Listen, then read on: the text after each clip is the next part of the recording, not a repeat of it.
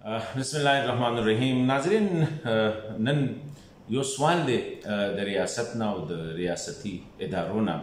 چې خیبر پښتونخوا کې د حالات ولې یو وارې بیا ولې خراب شو او ریاست ولې خاموشه دی او مخکې تیر ځل چې کله دلته کې حالات خراب شو او بیا په درزنونو په حساب سره لکه د توپ په حساب سره چې کوم دی بیا موږ ملټري اپریشنز کول، آیا ریاست دا سوچ کړی دی چې هغه ټیم کې زموږ نه څه غلطۍ شوي یا ریاستي ادارو څه غلطۍ کړې وي؟ دې وخت کې یو خبره ده په خیبر پښتونخوا کې چې په کوم تیزۍ سره حالات خرابیږي، ما په خیال دا بالکل مختلف نه دي کم چې په 2006 7 8 9 10 کې هغې کې خراب شي وو. هغه ټیم کې هم دغه شان د اکا دوکا میلیټنټس به راغلل، دهشتګرد به راغلل، خلک پې مړ کړه لا بړه، حکومت په وینا حالات کنټرول دی او دا خو منه دا دی او دا خو مذهبي جنونیت دی، دا یو څو کسان دي او دا هندوستان کې او دا امریکا کې او دا پلانې کوي. خو آهسته آهسته موږ وکتل چې سوات هم زموږ د لاسه لاړ، باجوړ هم لاړه، مومند هم لاړه، وزیرستان هم لاړه،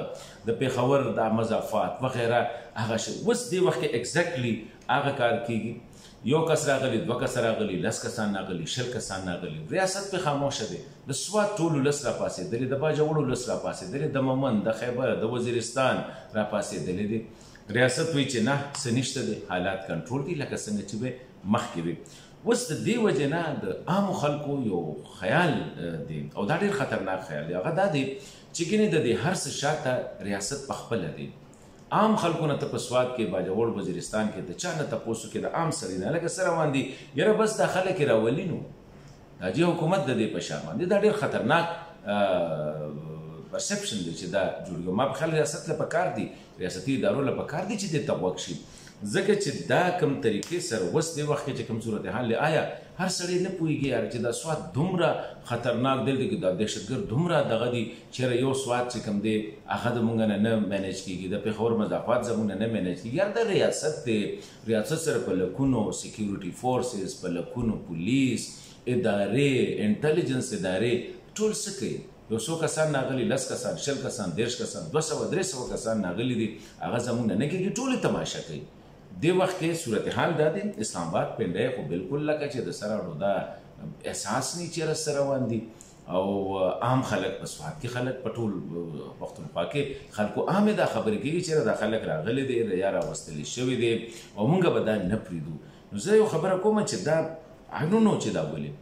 او دا خبره چې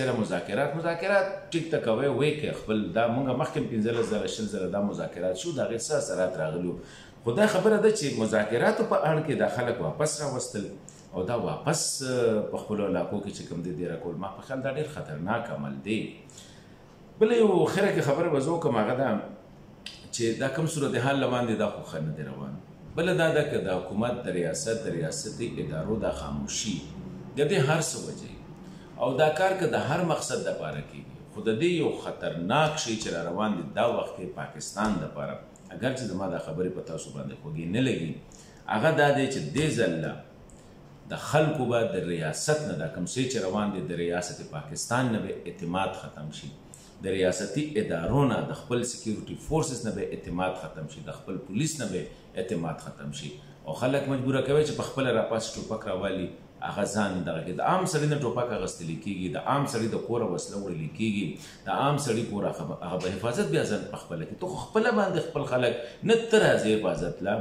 نه ریاست راځي، نه ریاستي ادارې راځي، نه پولیس راځي او عام خلک راځي، د هغوی نه بتۍ اخیستلی کېږي د هغوی په کورونو. دا خبره زه کوم چې که د هر مقصد د دې شاته یا هره سټریټجي خو چې داسې روان دي، د دې سره یو خطرناک شی هغه دا دی د پاکستان دپاره، د دې ملک دپاره. په دې ملک موږ رحم پکار دی چې پاکستاني نو موږ هم یو، پاکستاني سیاست به وي، پاکستاني جرنیل به وي، جج به وي،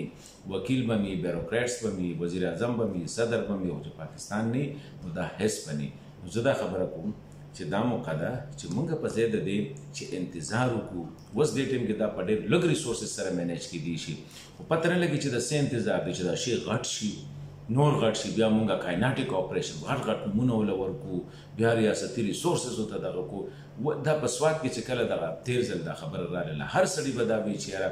یو د پولیس انسپکټر کار دی، دا شی دغه دی، کوم ځای ته ورسېدله، غټ اپریشن شو، په لکونو خلک پکې بې کوره شو، په سوونو پکې زموږ سیکیورټي فورسز ځوانان شهیدان شو، افسران پکې شهیدان شو. ولې موږ دا کار کوو؟ ما په خیال دا یو ډېر بنیادي سوال دی. د خیبر پښتونخوا خلک چې کوم دی د ریاست نه کوي او د کولو حق لري. ریاست له پکار دی چې دې ټیم کې د حالات نور خرابېدو ته نه پرېږدي. پکار دی چې اکشن واخلي. نور سرنډر د پالیسي چې کومه ده